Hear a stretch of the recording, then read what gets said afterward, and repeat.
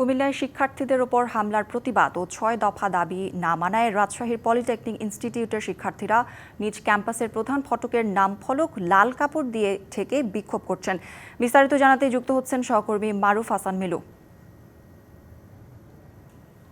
মিলু, সবশেষ কি পরিস্থিতি দেখছেন সেখানে জানাবেন। ধন্যবাদ।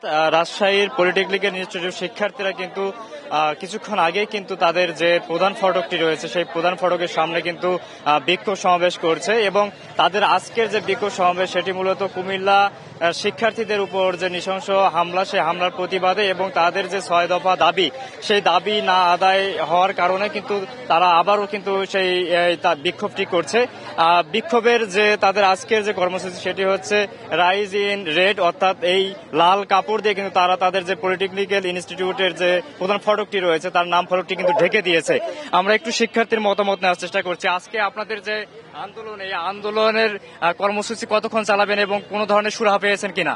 না, আমরা কোনো ধরনের সুরাহা পাইনি। আজকে আমাদের কেন্দ্রীয় কর্মসূচির অংশ হিসেবে রাইজ ইন রেড, অর্থাৎ আমরা প্রতিটি পলিটেকনিকের মূল ফটক লাল পতাকা দিয়ে লাল কাপড় দিয়ে বেঁধে দিব এবং আমাদের কালার এক্সপার্ট, জর্জ স্যাপ এবং মাইল্ড অন হ্যান্ডস টেকনোলজি সমৃদ্ধ অরিক্স ক্রিস্টাল ওয়াশ আপনার দাবি না মানা পর্যন্ত আমরা রাজপথে অব্যাহত থাকবো এবং সকল পলিটেকনিক বাংলাদেশের সকল পলিটেকনিক অনির্দিষ্টকালের জন্য আমরা বন্ধ ঘোষণা করব।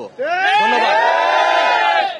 কতক্ষণ চলবে আমাদের কর্মসূচি? বর্তমান সময় থেকে আমরা পরবর্তী নির্দেশনা না পাওয়া পর্যন্ত আমরা রাজপথে থাকবো। আশা করি ইনশাল্লাহ আমরা বিগত দিনগুলোর মতোই আমাদের নির্দেশনা অনুযায়ী আমরা রাজপথে থাকবো। আমাদের দাবি না মানা। প্রশাসন থেকে কোনো ধরনের আপনারা আশ্বাস পেয়েছেন কিনা? না, আমরা প্রশাসন থেকে কোনো এখন আশ্বাস পাইনি এবং আমরা জনগণের দুর্ভোগ যেন না হয় সেই জন্যই আমাদের কর্মসূচি পালিত হচ্ছে নিজের ক্যাম্পাসের মধ্যে বা নিজের ক্যাম্পাসের সামনে। এখন আমাদের যদি দাবি না আদায় হয় সেক্ষেত্রে আমরা অনেক বড় পদক্ষেপ নিতে বাধ্য হব।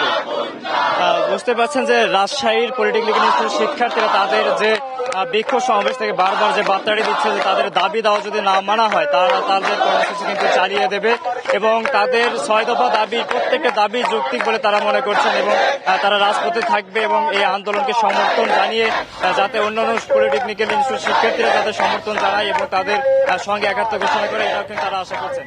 মারুফ, ধন্যবাদ আপনাকে।